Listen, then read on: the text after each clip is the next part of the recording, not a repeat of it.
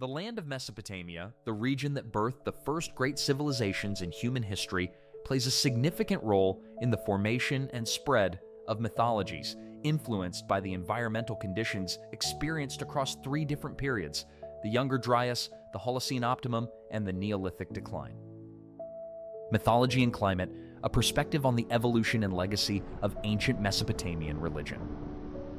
9,500 years ago, the area of modern-day Iraq was once a green, wet paradise during a period called the Holocene Optimum. The Optimum reflects a warm period lasting roughly 4,000 years, ending around 3500 BCE. But prior to the Holocene Optimum was the Younger Dryas period, a 1,200-year-long era of global cooling that left Mesopotamia colder and drier, with fewer wildlife and less abundant vegetation.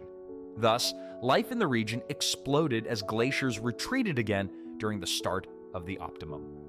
With an abundance of water flowing down from the Taurus Mountains, engorging the Tigris and Euphrates rivers, civilizations in the region of Mesopotamia began to take root. Sumeria entered the records of history as cities like Uruk grew and flourished. A great diversity of storytelling arose as society progressed. Some of the earliest myths known from Sumeria dealt with themes of water, agriculture, and creation.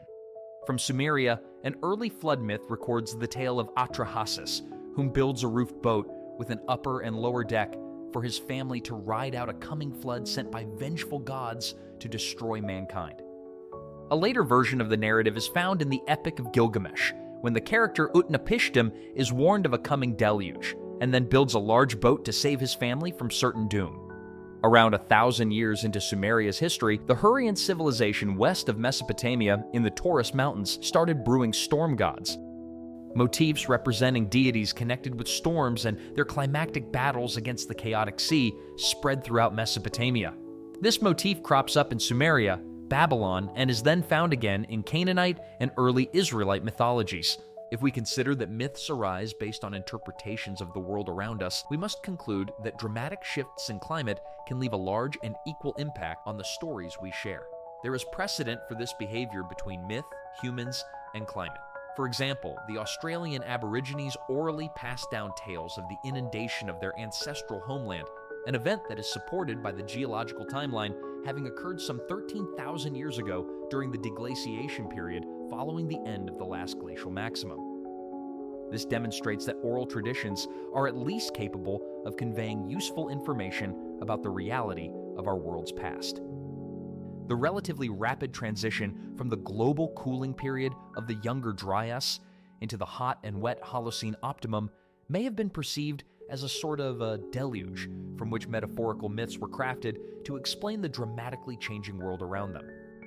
During this period, as glaciers retreated and rivers swelled, villages built close to these mighty rivers probably experienced localized flooding, disasters in their own right that left a strong and memorable impression on those affected. The waters may have been viewed as both a curse and a blessing, serving as a force of both destruction and rebirth. This is reminiscent of Marduk and Tiamat's battle over the lifeless, barren world of chaos recorded in the Enuma Elish. As a result, Tiamat is divided to create the heavens, land, fresh water, and ultimately mankind. From the standpoint of the transition from the Younger Dryas to the Holocene Optimum, there was an influx of water into Mesopotamia, encouraging the growth of new life across the landscape. Vegetation spread, growing taller and thicker, attracting wildlife to the area, and provided all of the resources necessary for humanity to thrive. Mesopotamia during the start and peak of the Holocene Optimum, especially relative to the preceding 1,000 years of aridity, might have been seen as paradise on earth and was captured in myth as the metaphorical dwelling place of the gods, humans, and animals living together in peace and harmony. During the late Younger Dryas period, agriculture probably arose out of necessity for survival as plant and wildlife populations dwindled. Agriculture was a response to the need to supplement a loss of calories.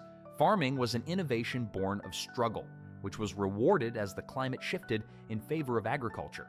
As reliance on agriculture took priority over hunting and foraging, hunter-gatherers settled down in a single place and started to form social structures, eventually birthing some of the first settlements and cities.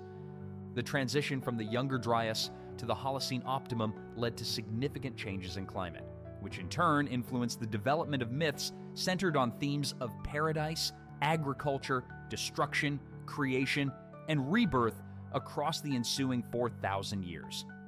A popular narrative in Mesopotamian mythology, a haven of paradise, known as Mount Dilmun or simply as Dilmun, was the destination of Utnapishtim following the tale of the Great Flood recorded in the Eridu Genesis.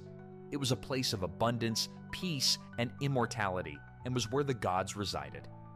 Dilmun was also the location where humans were first created from clay, much like the later Adam in Genesis. One interesting exchange in Mesopotamian mythology between the Sumerian god of water Enki and the fertility goddess Ninhursag paints a vivid picture of Dilmun. For Dilmun, the land of my lady's heart, I will create long waterways, rivers, and canals, whereby water will flow to quench the thirst of all beings and bring abundance to all that lives.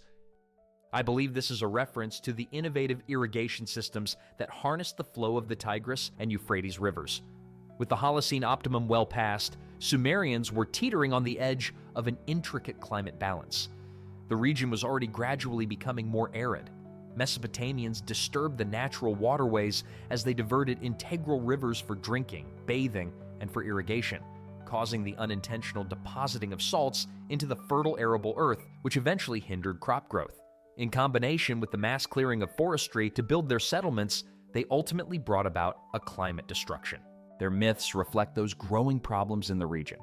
If we consider for a moment the biblical myths of paradise, like the Garden of Eden, are descendants of the Mesopotamian myths of Dilmun, we may be able to recognize a shift in thought of ancient peoples facing the precipice of a climate collapse. Civilization had grown large, aided by the abundance offered during the Holocene Optimum. Driven by greed, these resources were exploited to their fullest, much to the society's detriment. As the climate declined again, paradise gradually shifted away from Mesopotamia, drifting further south where conditions remained more favorable for agriculture, eventually settling around the Persian Gulf, the area where Dilmun is traditionally viewed to be located.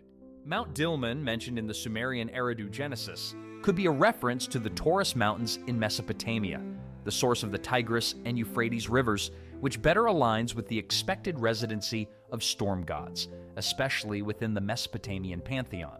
But with this changing climate, as paradise drifted south over thousands of years, perhaps so did Dilmun as a concept.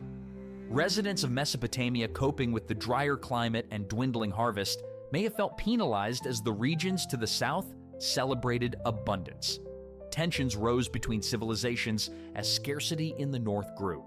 Perhaps Mesopotamians felt or even knew that their actions in the region aided their decline, and so arose the concept of the pursuit of knowledge as a force of destruction, like a forbidden fruit that when consumed corrupts and destroys innocence, leaving mankind unworthy of the fruits of paradise.